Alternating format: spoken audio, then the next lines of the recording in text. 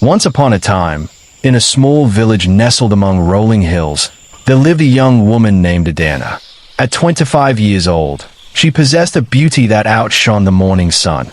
Yet her life had been marked by hardship and sorrow. Adanna's troubles began when she was 18 years old. Her mother, a gentle woman known throughout the village for her kindness, fell ill with a fever that no herbalist could cure. Within a week, she had passed away, leaving Adanna heartbroken. Her father, Emeka, was a good man but weak-willed. For 2 years, he and Adanna lived together, managing the household as best they could. But loneliness eventually drove Emeka to remarry. The woman he chose was Folake, a widow from a neighboring village who came with her own daughter, Bunmi. At first, Folake seemed kind enough, always smiling when Emeka was around. But the moment he left for the farms each morning, her true nature revealed itself. Folake was a cruel woman whose heart was as cold as the Harmattan winds. Within months, she had transformed Adanna's life into a nightmare. She forced the young woman to do all the household work, waking her before dawn to fetch water, grind pepper, and cook meals while her own daughter Bunmi lazed about playing cards and gossiping with friends. Folake denied Adanna any opportunity to better herself, even though her father had promised she could attend the adult education classes in the neighboring town. But Folake's cruelty didn't stop there. To further humiliate Adanna and destroy any chance she might have at finding a good husband, Folake spread vicious rumors throughout the village, claiming that Adanna still wet her bed at night. The other villagers began to look at Adanna with pity and disdain. Young men who might have courted her turned away.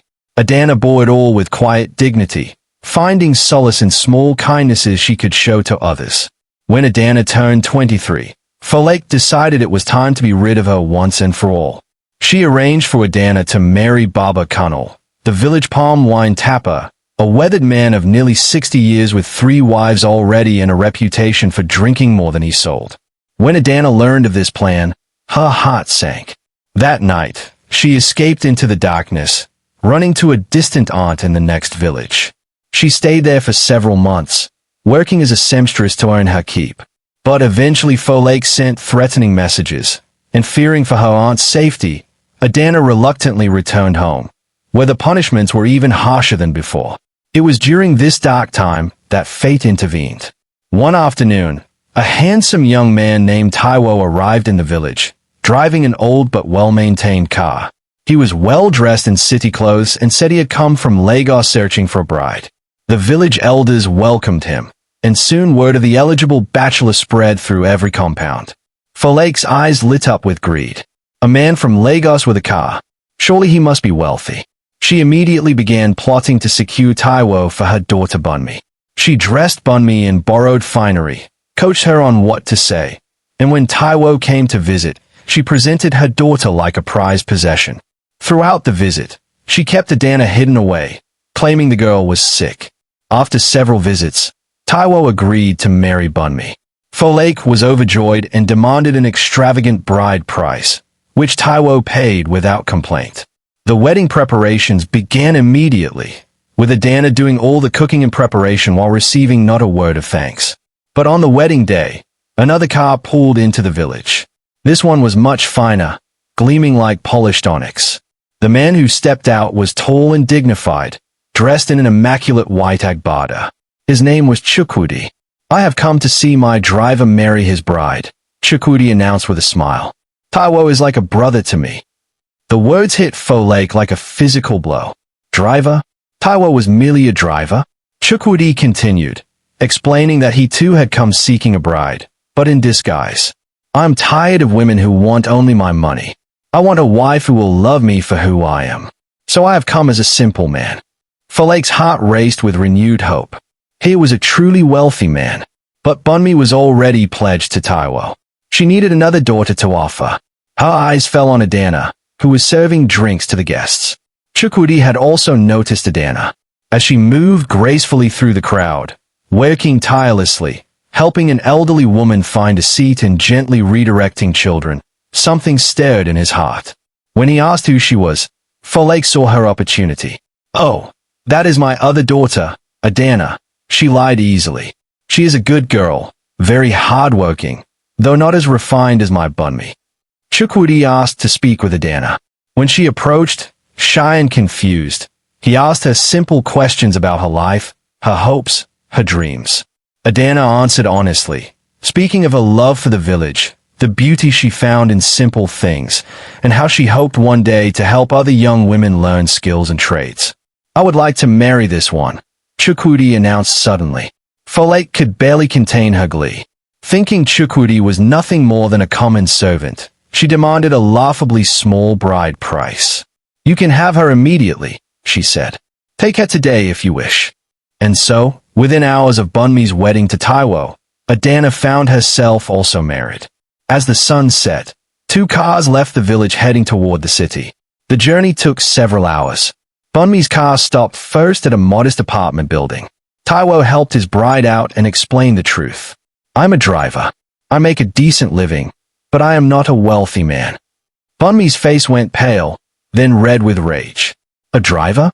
My mother said you were rich."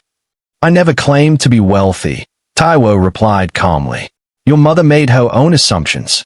Meanwhile, Adanna's car continued to an affluent neighborhood, pulling through a gate into a compound with an enormous house like a palace. "Welcome home," Chukwudi said softly. "I don't understand," Adanna whispered. Chukwudi laughed warmly. "I own a transportation company and several other businesses. I wanted to see the real character of the women in your village. I watch you all day, your kindness, your strength, your grace. Those are the qualities I want in a wife." Tears streamed down Adanna's face. For the first time since her mother died, someone had truly seen her and valued her. The next morning, Bunmi called her mother, screaming about how she had married a driver while Adanna got the wealthy man. Folake felt the ground open beneath her feet. In her greed, she had given away the prize she most desired. Within months, Bunmi discovered she was pregnant, trapped in her modest life. Meanwhile, Adanna's life was transforming. Chukwudi encouraged her to pursue education, hiring tutors to teach her. She enrolled in university courses and became involved in charity work, helping other young women who had been mistreated. Within 2 years, Adanna and Chukwudi had 3 children, and their house was filled with laughter and joy. Bunmi eventually made peace with her situation. Taiwo proved to be a good husband, and their children brought her happiness. She learned valuable skills and found satisfaction in honest work. But Folake found no peace. The villagers whispered about her cruelty and stupidity. Emeka finally confronted his wife and began drinking heavily, consumed by guilt. Then Folake fell ill with a terrible sickness of the lungs. As her condition worsened, she found herself alone. Even Bunmi could only visit briefly. Folake lay in her bed with nothing but regrets for company, thinking about the cruelty she had inflicted and the opportunity she had squandered. When word reached Lagos that Folake was gravely ill, Chukwudi brought the news to Adanna gently. He would have understood if she wanted nothing to do with the woman who had made her adult years a misery. But Adanna said quietly, "We should go back to the village. I should see her." "Are you certain?" Chukwudi asked. "After everything she did to you?" "I am certain," Adanna replied. "Not for her sake, but for mine. I don't want to carry hatred in my heart." And so, for the first time since they had left, Adanna and Chukwudi packed up their 3 children and their gifts and made the journey back to the village. When they arrived in their fine cars, the entire village came out to see them. The villagers marveled at Adanna's beautiful clothes and her happy, healthy children. The elders nodded approvingly, seeing that goodness had been rewarded. Adanna went to the small, dark room where Folake lay sick and alone. The older woman's eyes widened when she saw her stepdaughter, now transformed into a woman of grace and dignity, dressed in fine clothes with her wealthy husband beside her. "Adanna," Folake croaked, tears beginning to stream down her wasted face. "I'm sorry. I am so sorry for everything I did to you. I was cruel and wicked, and I have paid for it. Can you ever forgive me?" Adanna stood silent for a long moment, looking at the woman who had made her life a misery for so many years. She thought of all the beatings, the hunger, the humiliation, the stolen opportunities. She could have walked away. She could have said harsh words. She would have been justified. But instead, she knelt beside the bed and took Folake's hand. "I forgive you," she said simply. Not because you deserve it, but because I deserve peace. She arranged for a doctor from the city to come and treat Folake, and she left money for her care. She even reconciled with her father, though she told him honestly that his weakness had hurt her deeply. Before leaving the village, Adanna did one more thing. She established a vocational training center to ensure that young women in the village would have opportunities to learn trades and skills. She wanted to break the cycle of ignorance and cruelty that had trapped so many. As they drove away, Chukwudi took his wife's hand. "You are remarkable," he said, "to show mercy to someone who showed you none." Adanna smiled. "Bitterness would have poisoned my happiness. I choose joy instead." And so the young woman who had once been treated as a slave found her happily ever after, proving that kindness and perseverance can overcome even the harshest of circumstances.